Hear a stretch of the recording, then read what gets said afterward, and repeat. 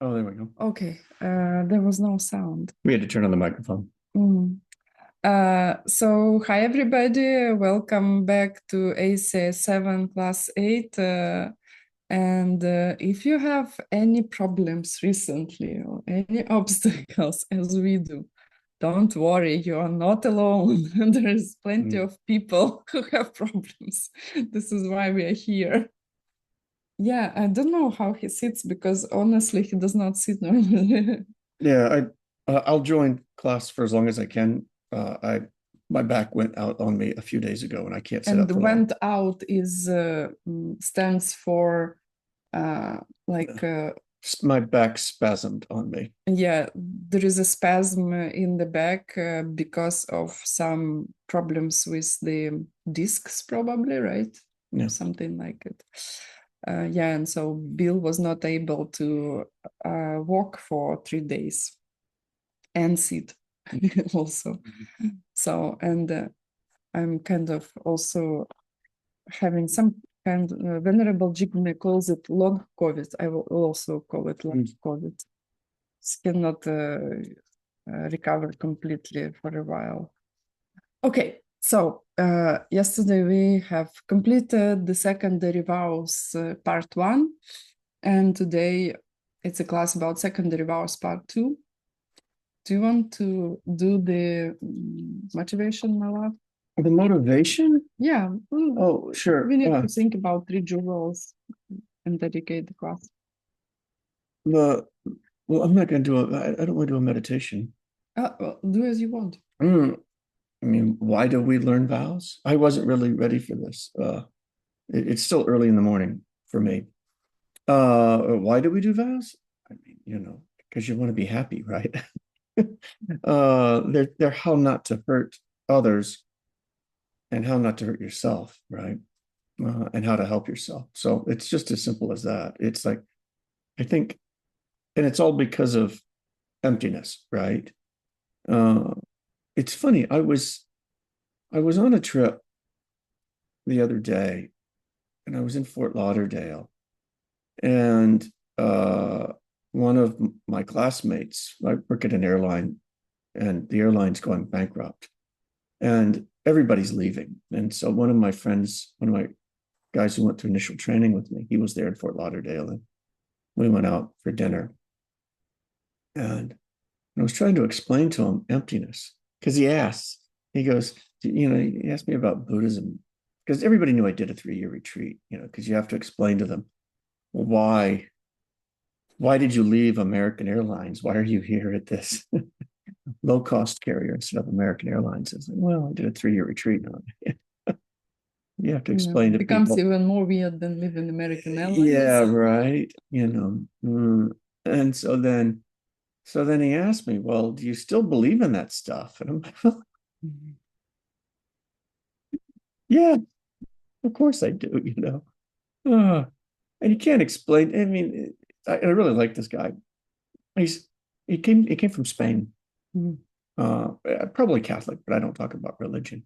Mhm.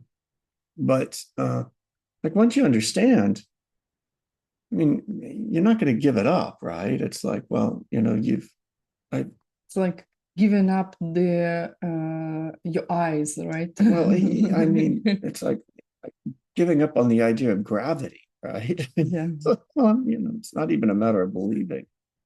Like you take a look at it and you can see, oh, well, that's the way it is. Uh, and then I kind of wanted to go into an explanation of why studying this stuff gave me confidence that Jesus knew what he was talking about. But anyway, I don't go into that with people. Uh, but, you know, if you understand, if you realize on an intellectual level that everything's empty, the world's a blank screen that you're projecting mental images onto, and then you're like, well, okay, how am I going to project the images that I want to see? Right.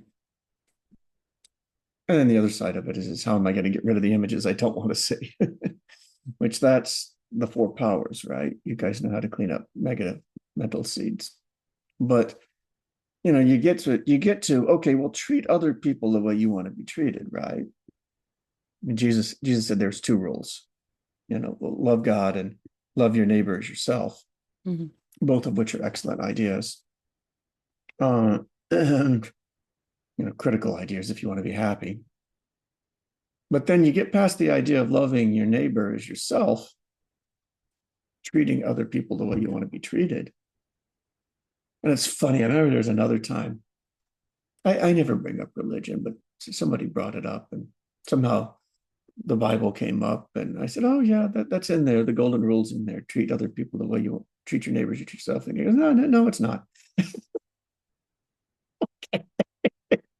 That's the basic idea of the book. Maybe read it again, right? Maybe don't wait till next lifetime. But once you realize, okay, I need to treat other people the way I want to be treated, and then you get to, well, how do I do that, right? Okay, so what does that really look like? And that's where the vows come in. So they say, okay, well, yeah, the general rule is accurate, but then there's lots of situations where it may not be clear to somebody, right? And that's where the vows come in, because you want to see the movie you want to see. So that's the motivation. And we're higher school people, we think that we can help other people. We're not just trying to get ourselves out of suffering. We're not going to stop until we get everybody out. Okay. So that's the motivation. That's your sashipuke for today. That's sashipuke. Okay, let's start with the class. Do we have slides? I think we can switch. This class is pretty nicely. We can switch between. Sure. I've got the notes here if you want. Between the notes and the answers, the questions. So we did 16 already. Today we will do 17 to 34, and the rest we will do at class 9. So 17 is Shela Lendu Shela Soke Chonki Chi Shi. It means in answers, if you are yelled at, you do not yell back. And this is a part of 4 points of practice, of the practice of virtue. Why there are 4? Because there are 4 minor instances for the same thing. Basically, the idea of the vow is you have bad seeds, they're ripening. Somebody says something unpleasant to you, right? Why it happens? Because I probably yelled or said something unpleasant to somebody else in the past. And then the stupid thing that I can do is to reperpetuate those seeds, right? So those 4 are very hard to do, by the way. Some are easier than others. Yeah, some are easier than others. I think easier for women, probably harder for men. Well, I grew up in a household where my dad had been a Navy pilot, and that had formed his worldview. He'd grown up in a violent household, and then he went off and got a violent job, and his worldview was dominated by the idea that Power. Might makes right. That that you could use force to change your situation, and he was strong, so he used a lot of force, put through a lot of misery. It almost broke him later in life, and he changed. and was a very different person later in life. Because, again, you don't have to believe in emptiness for it to work any more than you have to believe in gravity for it to work. Mm. And, and I saw my dad, I saw him yell at people and be angry and it really drove him to despair later in his life. He was really pretty beaten down, and he changed. It took him till his 60s. He had a lot of energy. And then his daughter-in-laws, my brother's wives, didn't see him until he was in his 60s. And they have a very different idea of the man that he was. He was, he learned, he saw that, oh, if you yell at people, you get yelled back at. Mm. And, if you get angry at people, you're going to live in a world full of anger. And he saw it. And it took him a long time to change, but he did. He changed, which, you got to give him some credit, because I've seen some people never changed, go down with the ship, right? They're going to change. Sink. Yeah, they're going to sink with the ship. Sink. Yeah, the ship's sinking, but they don't care. They're going to ride it out. Mm. Yeah, so there are 4 instances, and one is called Sheva Lenja, and Lenja, it's like this offense, right? Or instance, you also can say, probably. So, and Sheva is, it's an abbreviation from Shelalar Misheva. Someone yells at you and you don't respond because of the same kind, right? So do not respond when somebody is yelling at you. Do not yell back. Second instance is Trovalenge, or for those who study Tibetan, Trupalalar Mitrova. Someone got angry at you and you got angry at them. So respond to anger with anger. Third instance is Dekpa Lalar Tsanmi Dekpa, or Dekpa Lenje.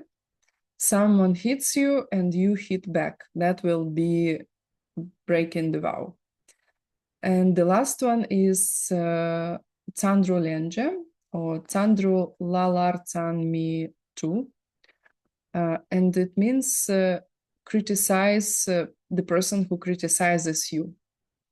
I mean, these 4 were, for me, I remember, I was like, really? I'm not supposed, okay, I will not yell back. This is not in my habits. I will not hit, of course. I'm not brought up this way. But how I cannot be angry when somebody is angry? That's a difficult one, right? Because the anger also can have so many shapes. I mean, it's not only anger. Well, it's mental also, right? It's not, anger can be physical. You hit somebody, or you gesture at them. No, and anger can be resentment. Well, anger can be verbal, blah, blah, blah. But anger can be lots of mental ways to be angry, right? Yeah, that's hard. And some anger can be like, I'm not angry, but they did this to me, blah, blah, blah, blah, blah, blah, blah, blah, blah, blah, blah. And for years, right? Like this angry stories in your mind is the main thing that produces psychosomatic stuff, right? Very dangerous to have it. It's like a bomb inside of your mind. I think that's been one of the genius things you've done with your True Healing Project, is helping people on a mental level understand how they're creating, anyway, psychosomatic symptoms. Yeah. That's a different story. Just Bill, after this meeting that he described with the guy who was asking him like why you did your 3-year retreat, he also told about True Healing Project and realized that he needs more details from me to explain how it works. I was really disappointed because I didn't do a good job of explaining True Healing, and it just sounds crazy if you tell people how much success we've had. And then they say, oh yeah, positive attitude helps. it's not positive attitude, right? I mean, it's not like, hey, I feel good about the bad stuff that's happening. Yeah. It's I'm creating the bad stuff that's happening, and I can create something different. And I didn't do a good job of explaining to him. And basically, you need to know how to transform, right? Yeah. Yeah, it's not easy to explain also because I used my knowledge also of psychosomatic process because it is not self-existing, but it does exist, right? And you can it functions and you can influence it. I need to lay down, Yeah, but please do. let me just say one thing before I do. This is like, I think there's probably people who have been exposed to Christian teachings. And so I never understood, why did Jesus say things like, when somebody hits you on this side of your face, turn the other side and let them hit him there? And why did he say, It's if already somebody's painful once, right? yeah, right, yeah, and if somebody says, well, if somebody tries to steal your coat, well, give them your shirt also, right? I mean, he says that. I'm like, well, boy, you know, like, how much of a fool do you want me to be for why did God create a world like that, right?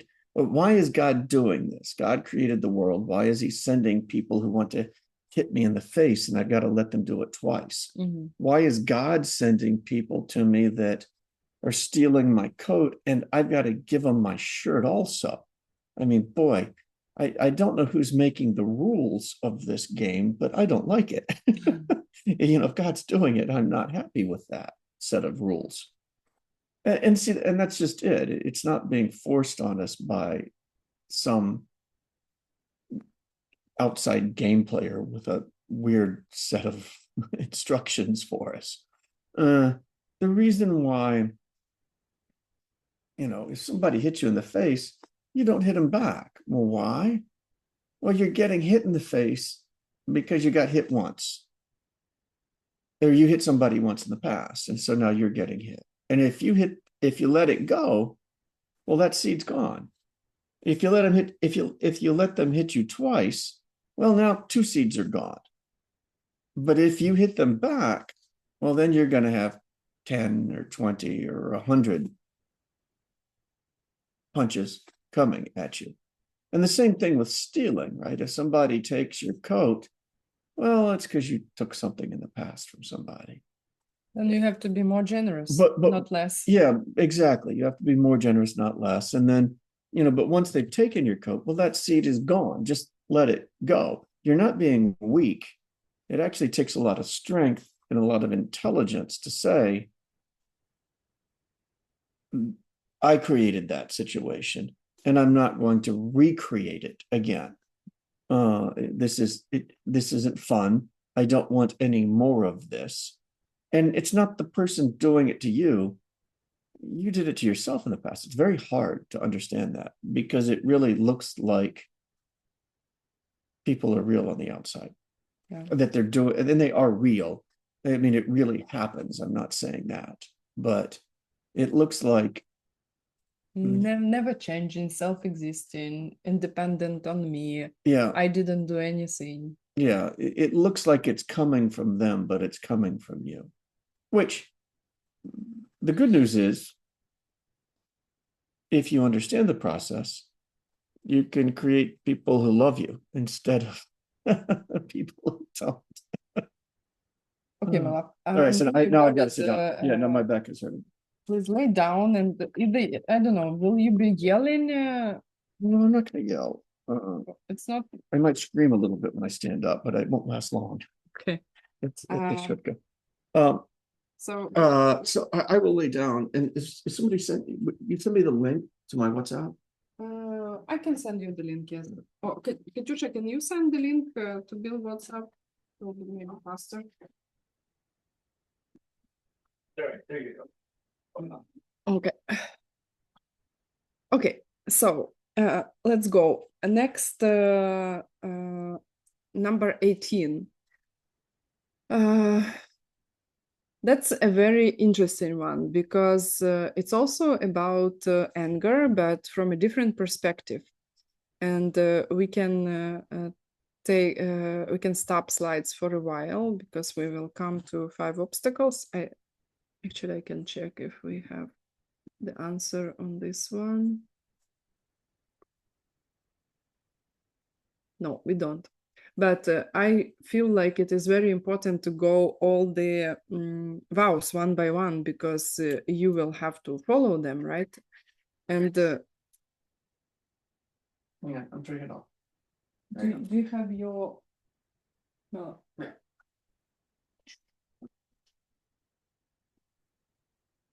Okay.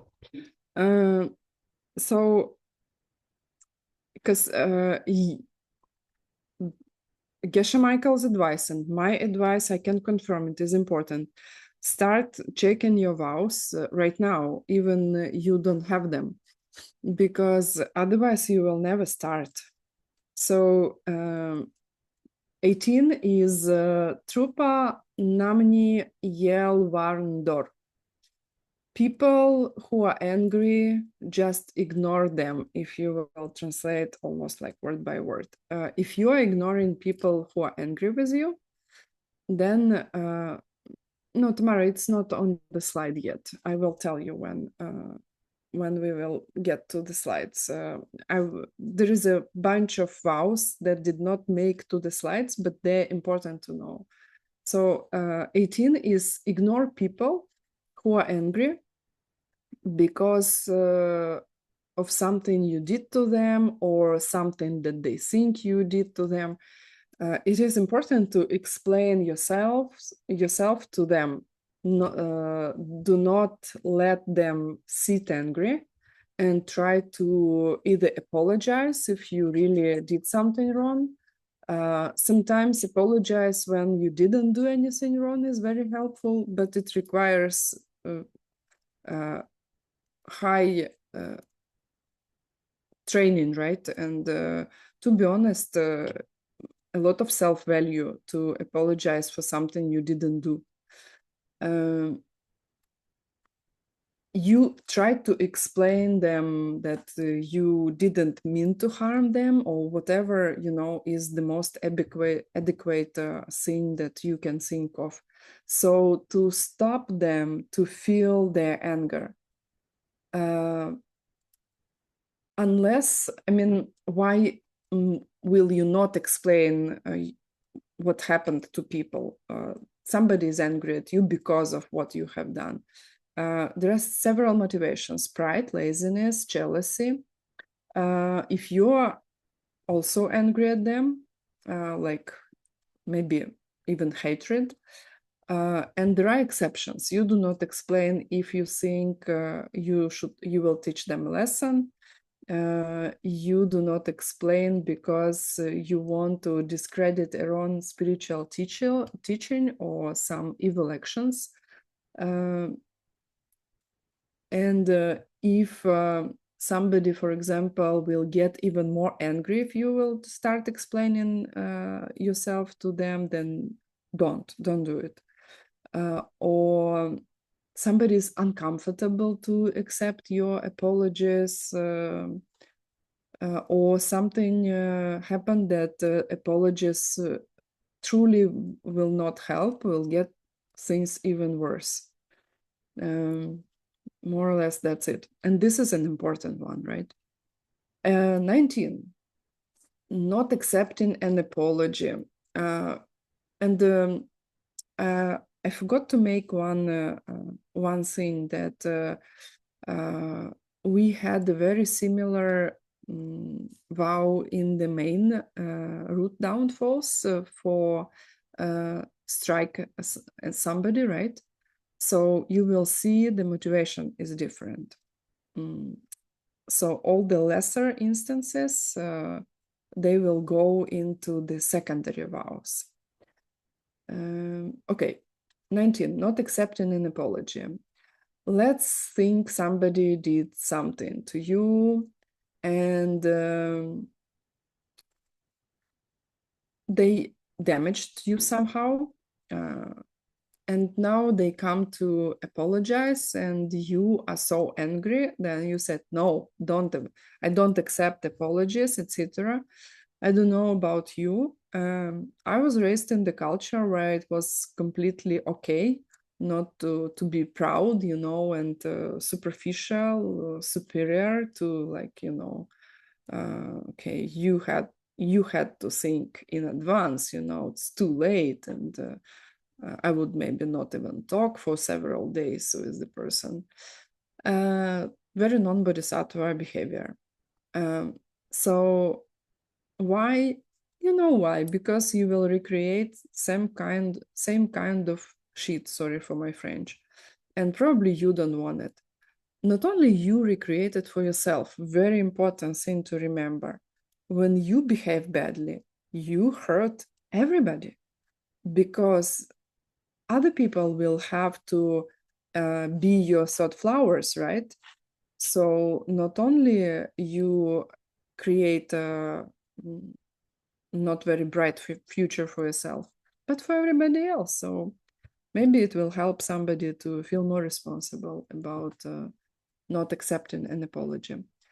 The main issue here is anger or pride, right? This is why I do not accept your apology. I don't need it, like talk to the hand, right? Exceptions are very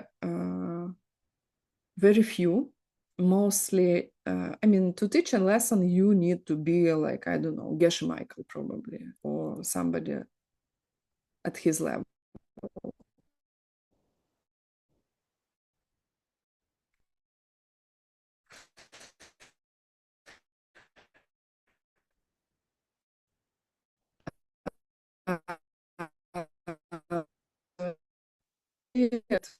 Probably everybody's apology that your perspective of the reality basically twists it in a way you will see everybody else as insincere. So you have to be really careful with this one. Twain, yeah, I do not recall if I told you Tibetan. Parol sheki chak papon, not accept an apology. 20. Malaf, if you want to comment anything, let me know, because I don't know. Bill is listening carefully and he will correct me, don't worry. 20 is this one is also, by the way, you can comment on the vows. You can tell your stories. I will read everything in the chat, so you're welcome. I don't know if you had this one. Oh my goodness, I'm guilty in this one a lot before I took Bodhisattva vows. Trupe semki jesu look. Thoughts of anger, trupe sem, and jesu look. Let them go, let them flow. It's when you do not consider that being angry is wrong, and you just enjoy being angry, or just let it be, you don't make efforts to stop it. Why? Again, because anger is the worst emotion that, the best emotion that destroys good seeds, let's put it this way. Then what would be an exception? To be honest, the only exception, almost no exceptions here. Yeah, we will make a list of all the vows. Yeah, we will. We will give you all the list by next class. The whole list, the complete list. So the only exception here is when, I don't know, how many people they think that it is easier to confront anger. Put a plus, who has no problem with stopping yourself from getting angry. It's very famous, right? Like when anger starts, I am already a victim of it. So this vow looks like it's not that difficult, but actually is one of the most difficult to follow for me, because I don't have, for example, like explosions of anger. My anger works from the back door. I'm not angry in the beginning, and I'm like, anger gets up on the speed the more time goes on, and I'm like frozen in the beginning, and then becomes like this inner, so and I have to stop myself. And if I fail, even I'm not perfect at this, but if I sincerely try, I do not break this vow. That's the only exception. And another exception is very similar to this one. Like I try to stop, and I feel regret that I have it. It's very, very important to catch yourself timely. Even you cannot stop anger, but you will be able to feel regret that you have it, regret that you have planted these seeds, and fighting yourself to stop it. This is these are the seeds that will help you to stop your anger in future forever. You will have less and less problems, less and less people will give you hard time around you. And then it's funny, I remember I had so many people with anger at my job, and then like the last year I was working in one of the companies, I was like, oh, that's weird. And even I was happy when somebody was unhappy with me, because I was thinking, oh, finally I can purify my seeds, because if you don't have angry people around, you cannot really work on your seeds of anger. Yeah. 21, 23 will be against perfection of joyful effort, right? So we are done with perfection of patience. I guess, yeah, we are done here. All the vows that we have done today, 17 to 20, were against we had to develop patience. And 21, 23 are for perfection of joyful effort. 21. Nierkur, nienkur, ducir cornam tu. Gain admiration, be attached to, gathering groups of students. So this one is when you start doing homeworks with students, be group leaders, teach ACI, teach other stuff. And then you catch yourself that you want gain or admiration from people you teach. Then you break this vow. If this is your motivation, why you teach people or gather groups of students. 22. Let me, I have something to say for that one. Wait. Okay. We change. You want a chair, or I will come back. Yeah. you can do this one.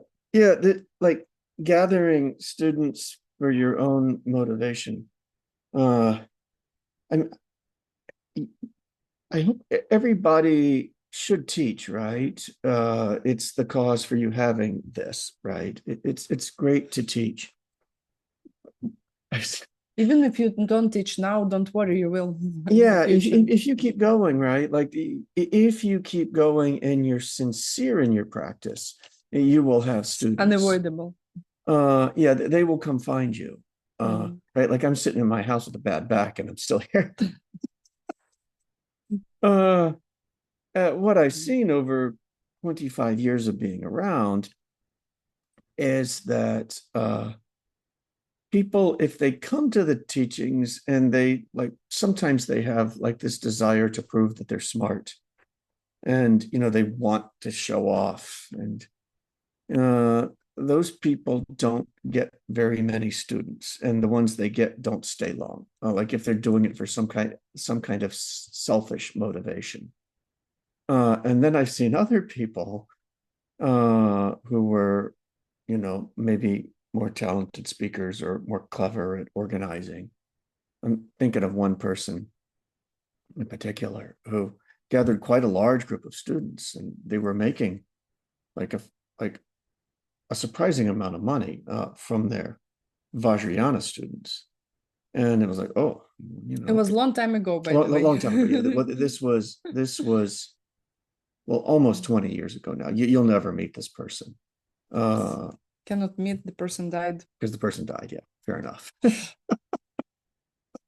uh, and I remember thinking, oh wow, that's really interesting.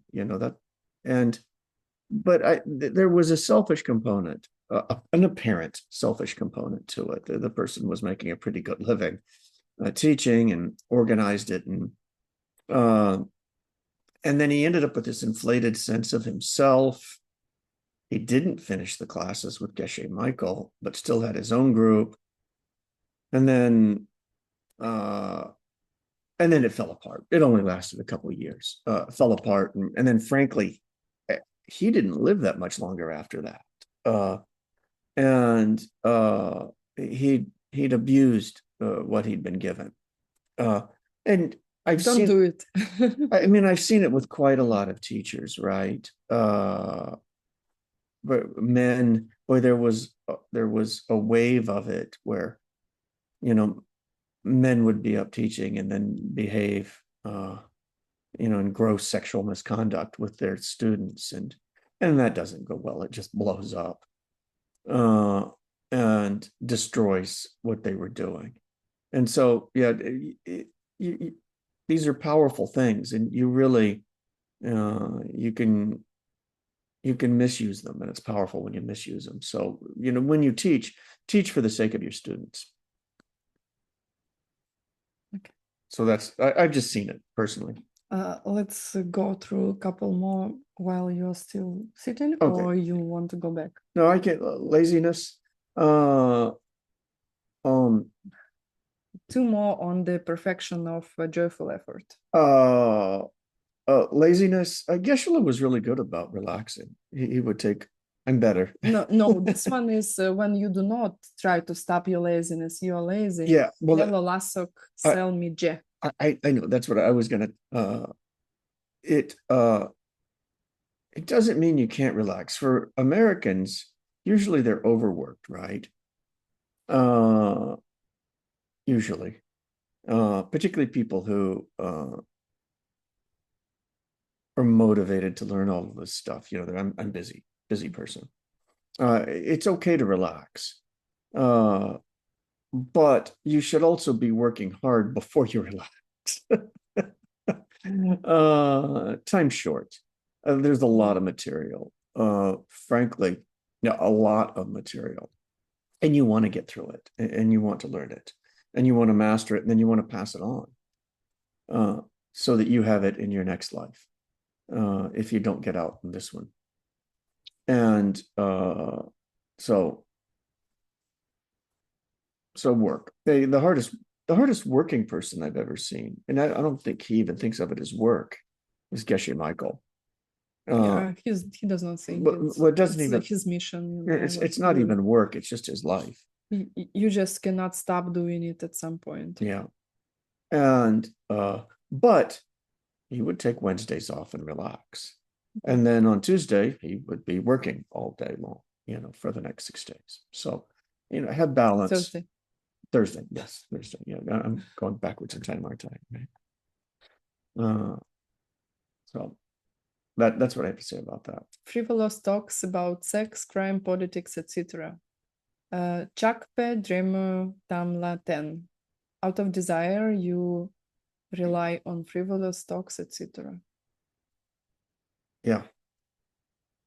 Well, everybody knows what this is, right? Yeah. This is almost everything on your phone. You're guilty if you swipe Instagram or watch political shows on YouTube. Doom scrolling. Just scrolling, yeah. Yeah, do they have that term in the 5 languages that this is, the other 4 languages that this is being broadcast in? Doom scrolling, people just flipping through the phone looking for news, sure that the world's going to end. Yeah. And it does look like it sometimes, right? But be smart, limit your news review, like pick couple channels that are more or less neutral, that are not interested in lying to you, which is very difficult nowadays to find. But then just don't worry. If the world is collapsing, either you cannot stop it anyway, or they will tell you. You will hear from your neighbors, from your family. Yeah, if the news is big enough, you'll hear it. And then the thing about doom scrolling, right, or this kind of frivolous, wasted talk is that you can feel like you're powerless. And it's exactly the opposite. If you use your time wisely, you can change the things you don't like. Can I change the wars? Yep, you can change the wars. It's that big. You're that powerful in creating your world. It's going to take some time, but if you get rid of the anger in your mind, the violence will get further and further and further away from you gradually. And it's not like something that, you're going and it's all the same and then it just poof disappears. It'll be a continuum. It'll be gradual. It will get slowly further and further away from you until it disappears. And there is an exception. I mean, if you want to really get some information, like from the news, you have to see yourself, your mind is focused, and it should not take a long period of time. So as little as you can. And there can be another need for these talks if you want to help somebody and kind of you are engaging another person into a conversation or trying to see ways you can help. Mm-hmm. It's also okay. Just remember that you have a very, very small window of time. You are clear in your mind about things. You were not clear before. This is why you do not remember what happened before you were born. And you will not be clear after. Let's stop at this. All right. I'm going to lay back down. Yep, yes.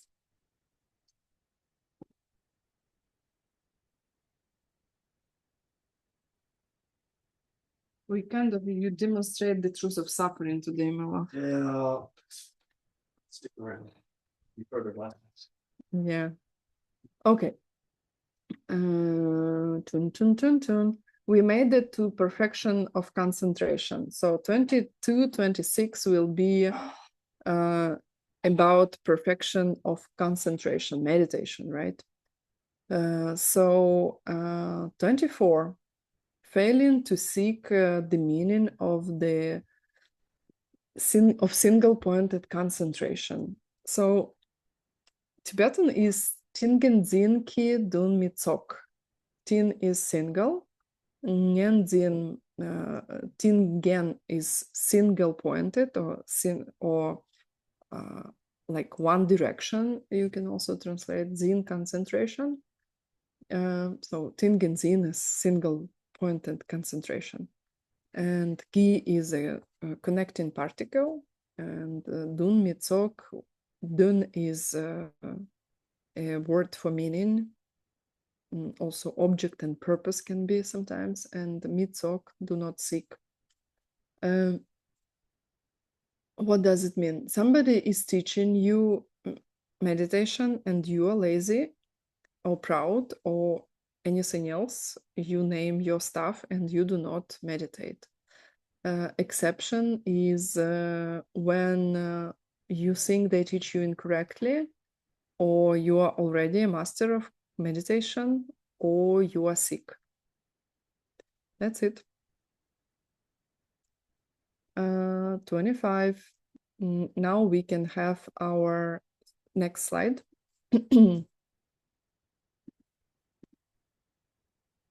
And the next slide is describing the vow number 25, failing to remove obstacles to meditation. Samten, which is another word for meditation. There are a lot of words in Tibetan and Sanskrit, and very few in other languages. So Samten also is a word for meditation.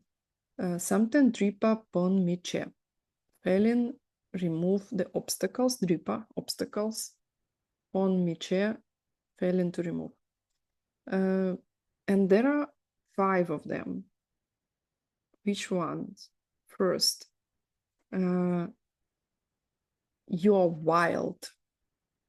Gugyu. Gugyu means you do basically your mind jumps from one object to another object while you are sitting in meditation. You think about like this guy on the slide about his probably lunch, or what he needs to do, or what he will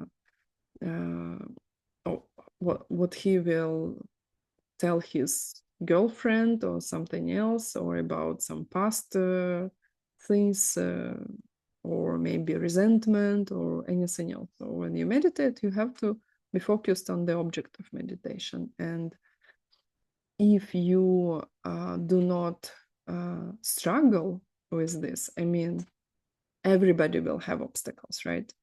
But if you do not apply efforts, then you break this one. Second part to those obstacles is nusem, bad thoughts. How to stop it? You should review course ACI 3.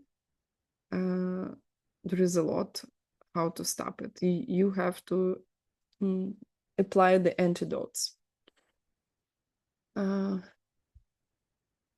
So nusem, bad thoughts, irritation, hatred, etc. When you sit in meditation and you are angry, right? You think about somebody, this is what he has done to me, cannot believe it. And not only you will not meditate, but also you can hurt yourself, because your very meditation will even get it on, may get it on a new level, you know, like you single-pointedly focused on your anger. Not a good thing, right? Next will be mukni, like you are dull and your mind is dull and foggy. Next slide.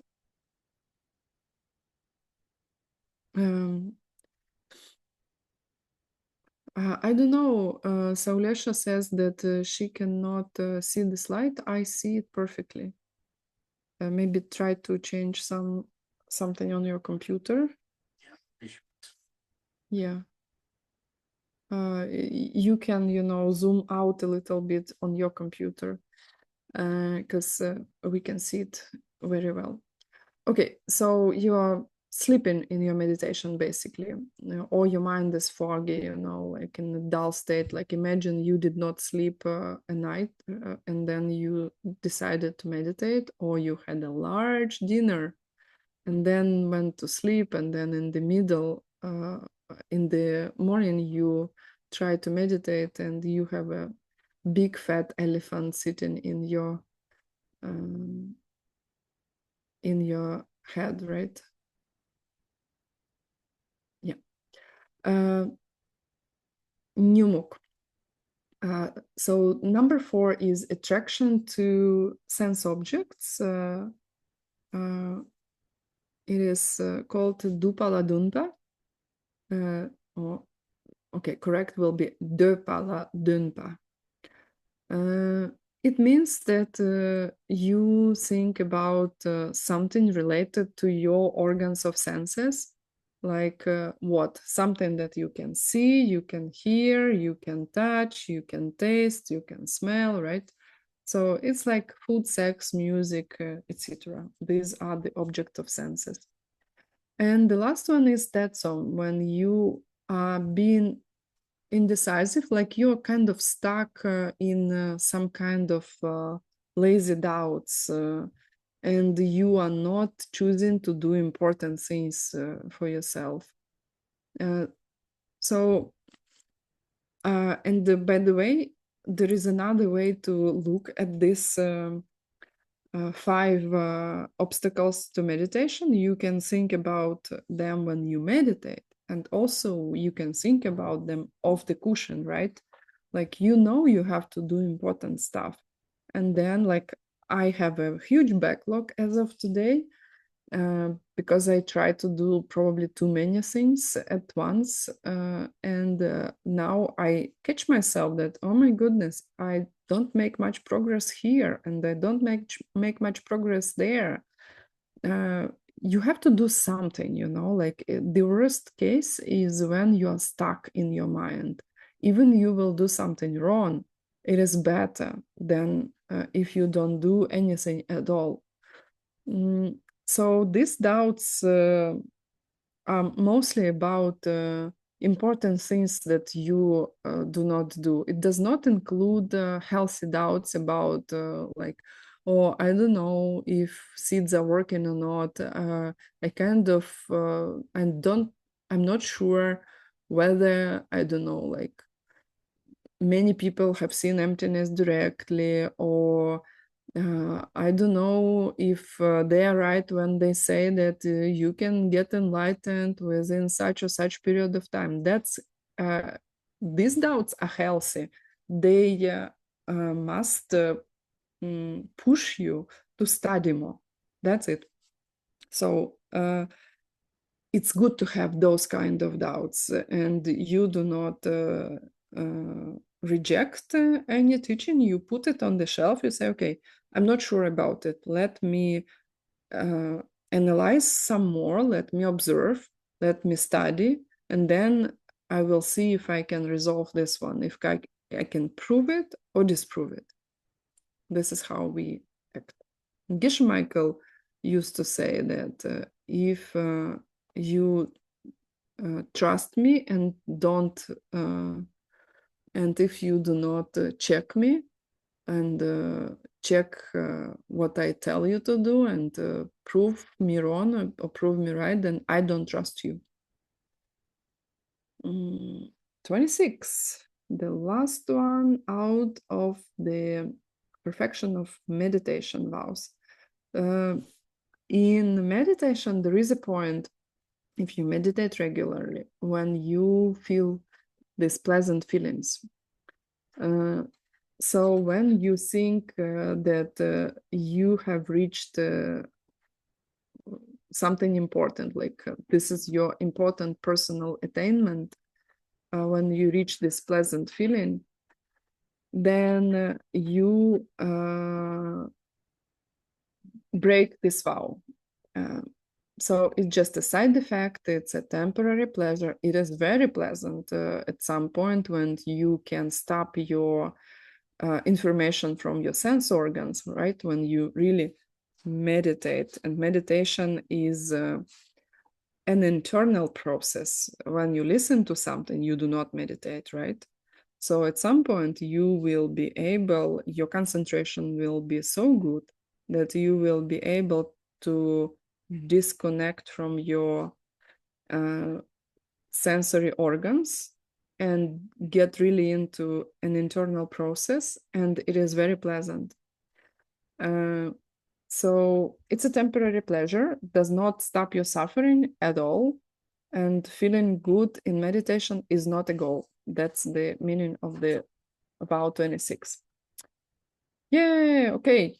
Only a few left. So 27, 34 are against perfection of wisdom if you break them.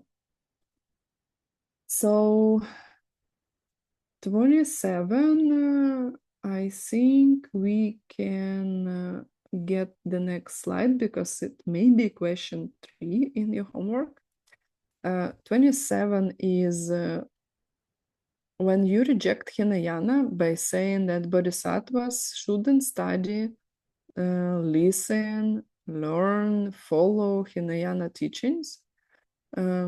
So there was a very similar vow in the root vows, right? But the difference here is that this one does not reject the whole system. It's only reject it for bodhisattvas.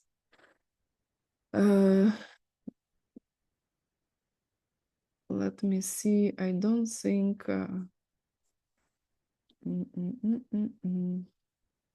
Just a moment. I'm looking for the other vows to see. Okay, let me. I see. So the question on the slide is related to vow 28. To devote yourself to Hinayana at the expense of your Hinayana practices. What does it mean? It means that you do not study Bodhisattva path, but you study more something more related to lower path, to Hinayana, right?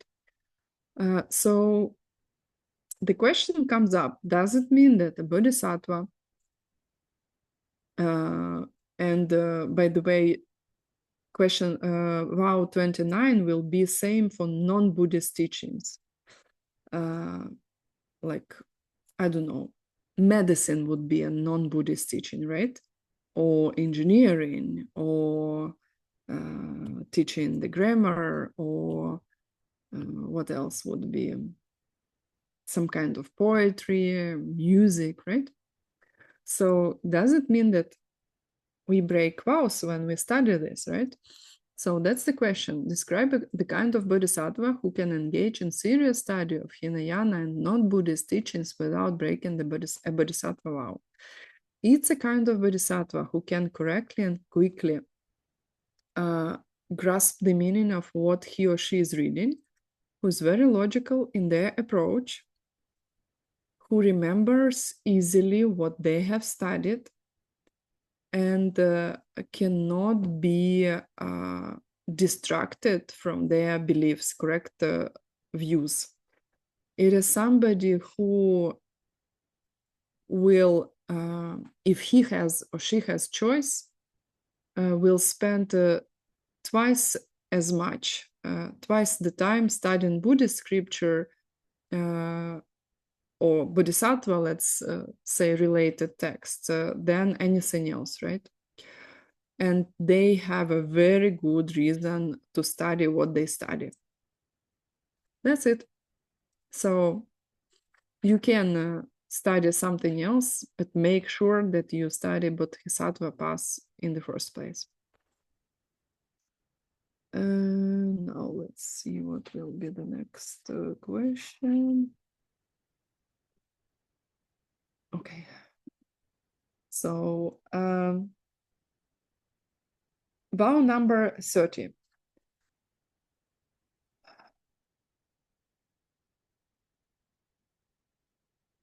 It means it's about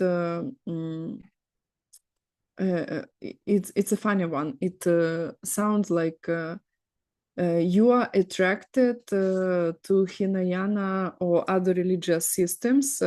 We can stop slides for a while. You are attracted to Hinayana or other religious systems, even if it takes you efforts. So what does it mean? It means that you are sucked in the other religious system or Hinayana. So you, Malaf, you want to add something? Okay. You want to sit or?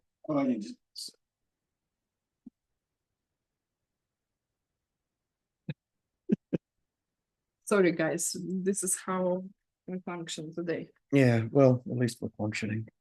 We do. We're functioning things. Young and strong. Um, yeah, it's okay to study something else. Like, Geshe taught classes on Christianity, and he's teaching the Bhagavad Gita now, right? Yeah, by the way. By the way.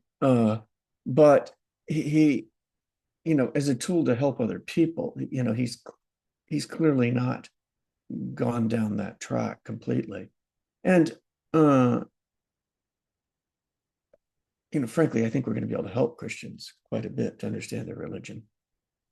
But then I've seen other people get distracted. I remember there was one person, very intelligent, and they didn't go into 3-year retreat. And I was talking with them afterwards, after 3-year retreat, and they're like, "Oh, we found this meditation group, and they're doing all these really extraordinary things, and like all these really cool experiences are happening to them. They're going really deep." And I looked it up and I'm like, "Oh, okay, well, that's interesting." And I looked and I'm like, "Yeah, these people are having some pretty extraordinary experiences, apparently." And I'm like, I wonder why haven't I heard about this? Like, why are they having these experiences? And the way these things go is, in my experience, is that you'll have a question about something like this. And then usually you'll get the answer within 6 months to a year. If it bothers you, if you keep thinking about it. And sure enough, I was in a class, and then the subject that happened to be getting covered was, what does it look like when your meditation goes through the form realm and the formless realms? Like, what does it really look like as you go through those, 4 levels of the form realm and the 4 levels of the formless realm? And I'm like, oh, okay. That's what this other group was describing. And they didn't know anything about emptiness. They were very interested in what they were, the experiences that they were getting from their very, very deep levels of meditation. I'm like, okay, well, that's interesting. But this other person, it wasn't obvious, even for a fairly well-trained Buddhist, that that's what was happening until I saw this text. And my other friend, he left the Dharma group. He was like, "Oh, I'm going to go pursue this," and he didn't. And it's too bad. We recently had a chance to talk to them, and we missed the opportunity. I wish we'd had, but they didn't realize that.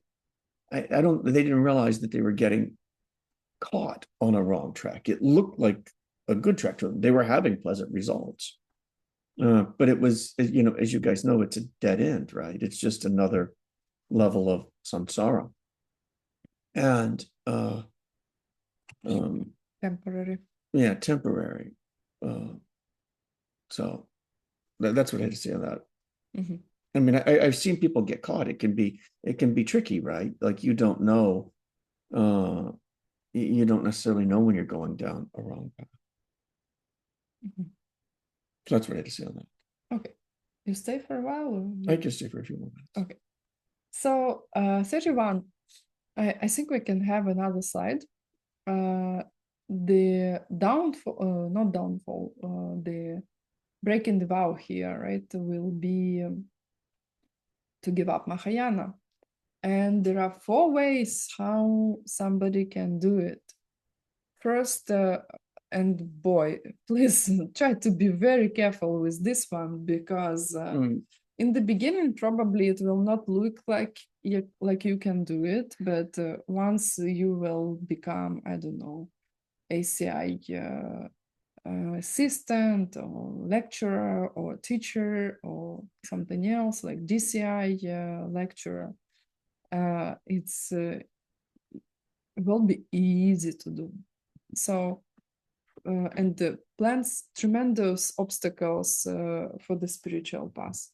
First, say that some part of the teaching is inferior. What does it mean inferior? Is like not good enough, like maybe not even incorrect, maybe not important. Second is saying that the composition, like the book or it's not written well, I would write it better. Be very careful with this. Maybe you will write it better. Just don't criticize. Don't say it was done badly. Then next one is this author is not a good one, or this one is worse than this one. And maybe it is true out of your seeds as of today. But these seeds will plant obstacles for you. Do you want them? That's the question. And the fourth part is that living beings will not benefit much out of this particular book or teaching. Be very careful. If the teaching exists, definitely there are beings that are benefiting from it. Mm-hmm. And we talk here only about we talk here about Mahayana teaching. Yeah, I've seen, you'll see stuff like where occasionally there'll be a typo, or there's a couple mistakes in the works. I mean, you're talking over like a 30-year history of teaching, like of constant teaching. What is it, up to 30,000 pages? Yeah, like you will find with the time some mistakes in ACI, and then if you are smart, you will think, probably McMichael left it intentionally for me to correct, or for somebody to correct. Well, and then you're left with then you're left with the choice. Well, criticize. Like, am I going to criticize them for inferior work, or was there maybe some kind of reason why that happened that I can't see? And at the very least, if you cannot see the highest way, then think where it comes from.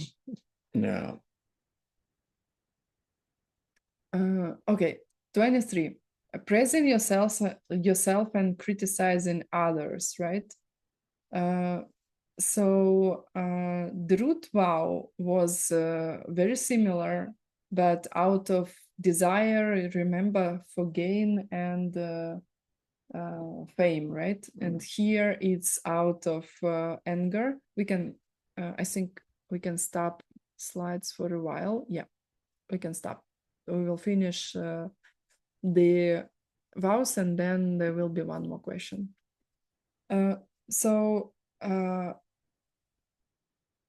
Praising yourself and criticizing others, unlike root downfalls, where it was because of the motivation of gain and fame, you want either something material or people to respect you.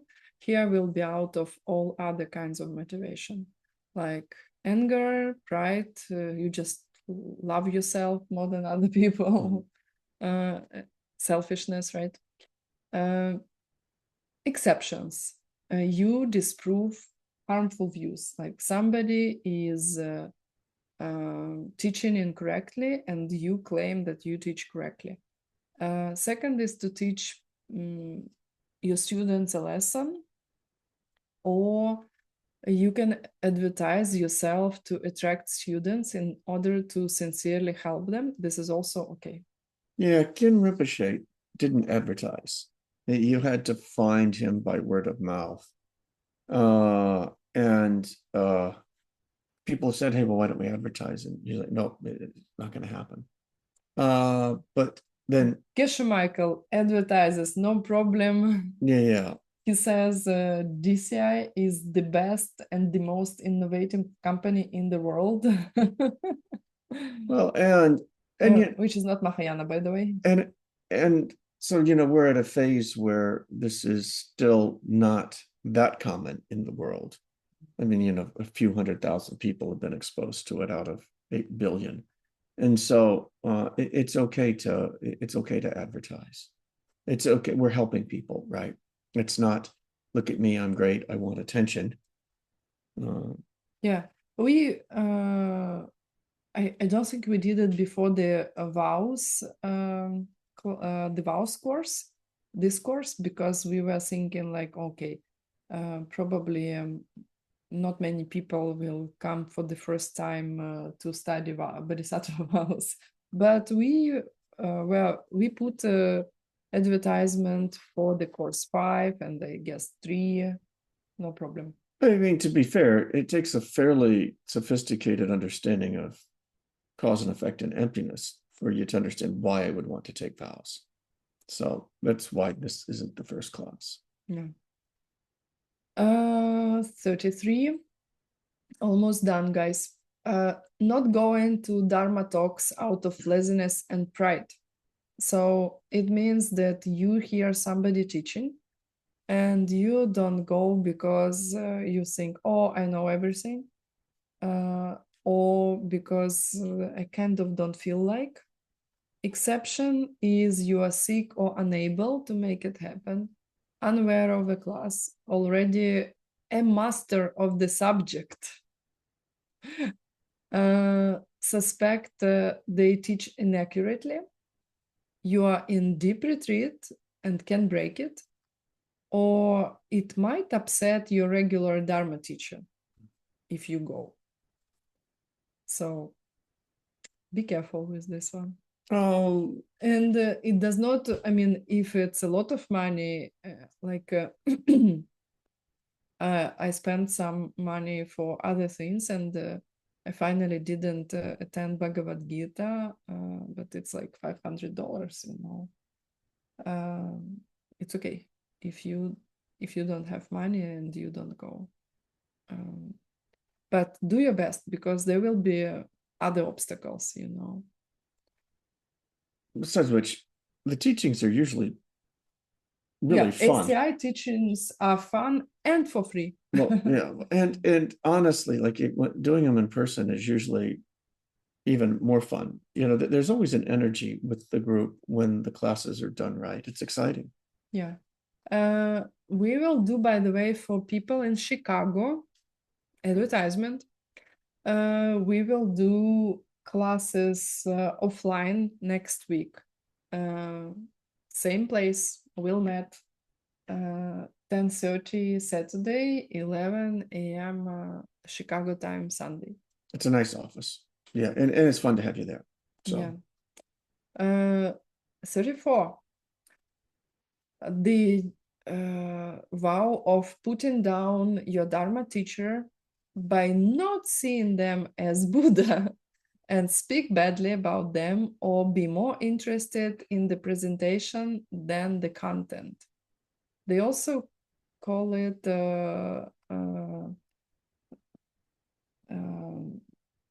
letters and be interested more in letters than in a vessel. Right? I'm drawing a blank on that one. Okay. So it means that either because of your teacher's appearance, like they are totally sick, or because of the way it is presented, not as bright and shiny as maybe, I don't know, non-Buddhist teachers or Hinayana teachers or something, you put them down. And okay, and we're not saying here that you're breaking a vow if you don't see me as a Buddha, or if you don't see Ina as a Buddha. I don't see myself as a Buddha. So, you know, it's but you should be careful here because basically you should be interested in the content more than in how it looks like. And one of the things too, you know, like particularly the earlier you are in your Dharma career, I mean, the idea that somebody's an enlightened being is super weird, hard to accept at the best, right? Yeah. And much less the fact that somebody sitting right there could be, you know, enlightened. And then like this is like the other teaching, like the other class, the other answer, don't throw it away. Right? Like you can't prove what the other person is. Maybe they're enlightened. And then if you just leave the door open and you give it time, you know, I've seen it with my teachers. They go from being, well, with Geshe Michael, goes from being, oh boy, that's a smart man. That's a smart guy. Oh, well, Well, okay, that's an arya. I have confidence that's an arya. Okay. Oh, well, that's Probably not first level Arya. okay. That's a He very never gets angry. okay. That's a very yeah. And then you start serving them. Yeah, that's weird. You never get angry. You're under difficult circumstances. I not only never get angry, I've never seen a mental affliction. You know.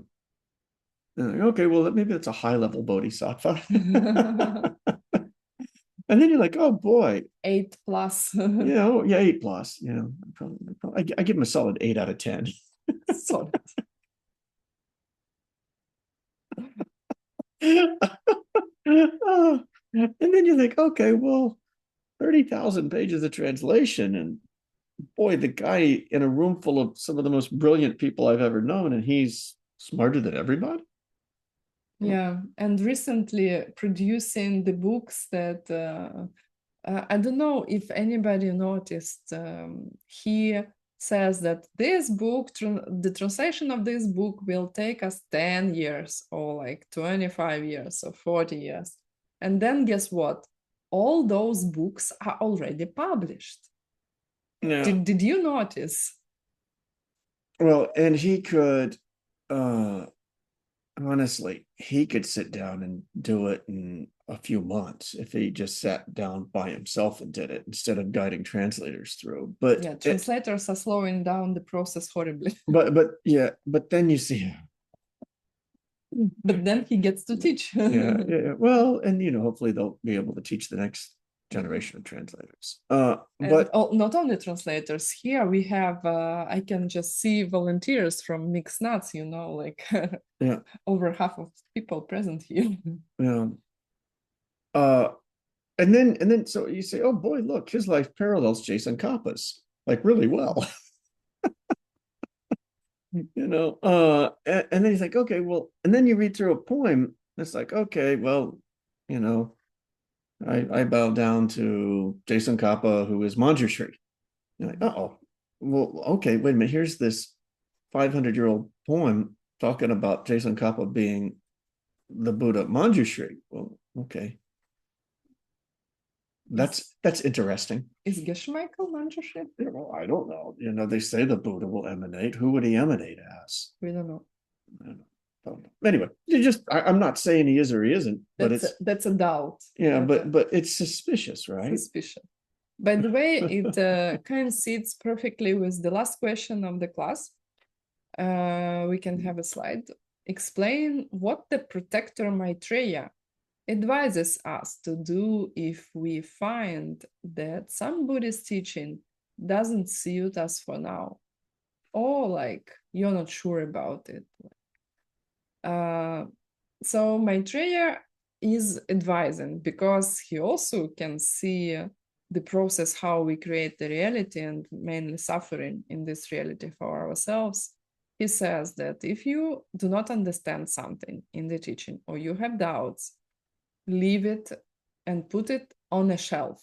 Be careful not to decide that for sure this is wrong or reject it, since it will be a very serious bad deed, bad karma. Rather decide that the time will come, you will get more information about it, and then you will decide. Very easy to create tremendous obstacles for yourselves if you criticize teachings or teachers, because 99.9% you will be wrong, and then you will get more information and all your doubts will get resolved in a beautiful way, unless you will plant this bad seed. Time and time again, I have run into something in my Dharma career that I didn't understand. And I was sure that I'd found the deal breaker. In America, we say the deal. How you would explain it differently? I found the fatal flaw in the whole process. Like, that's it. I'm done. That's it. I'm done. This doesn't work for me. And then, fortunately, I never gave it up. And then, like I said, 6 months to a year later, usually, sometimes for bigger questions, it can take a couple of years. But you'll get your answer. Like if you're really bothered by something, just keep working at it. And that seems to be the cause for getting the answer that you want. And, you know, the deeper I've gone, the more respect I've gained for the teachings. And that's a process that's still continuing. It's really, I think the process will continue until I'm enlightened. I think that will be something where I will keep gaining insight and understanding and appreciation for just how good this all is, all the way up until the final moment. And that's it for the class. Artyom, can we see everybody? Yeah, made it all the way to the end. Could you please stop sharing? We want to see everybody with their cameras. So I don't know why you didn't ask. Thank you, translators. You're amazing. Thank you, technical team. Tatiana, who's Maria. into Italian. Aigul. Isn't that fun? Turkish. Maria is translating into Italian. Yeah. Thank you, Maria. Thank you, Aigul. She is a non-stop translator into Turkish. Inachka is recording. Vitaly into Ukrainian. Vitaly into Ukrainian. Yay. Sveta recording. We love Ukrainians. Alessia also Artyom. Ukrainian. You probably changed, right? Switched. Yeah. Katya always working on stuff. Yeah. Yulichka, we are waiting for you next week because Yulia in the neighboring village. Katya is The village. That's funny. It sounds like something, when you say village, it sounds like something from a fairy tale. Okay, in English. Yeah, the next suburb. No, village. Village sounds much more romantic than suburb. It's, oh, she lives in a cute little stone cottage village. Elves and dwarves and gnomes. Yeah. Fairy tale. And we also will have Oля Karasova visiting us next week. So we will have one more person who will join us offline. Okay, thank you everybody. And we are a little bit behind the schedule. So on Saturday, we will do class 9. On Sunday, we will do class 10 and Bodhisattva vow ceremony. Maybe we should go to Highland Park for the class so we could eat at the Ukrainian restaurant afterwards in celebration. It opens at 4. Oh. We will go to Magic Jack. Oh, okay. Yeah, we will drive. We have a couple good Ukrainian restaurants over there. Okay. Я ем борщ. Next Sunday.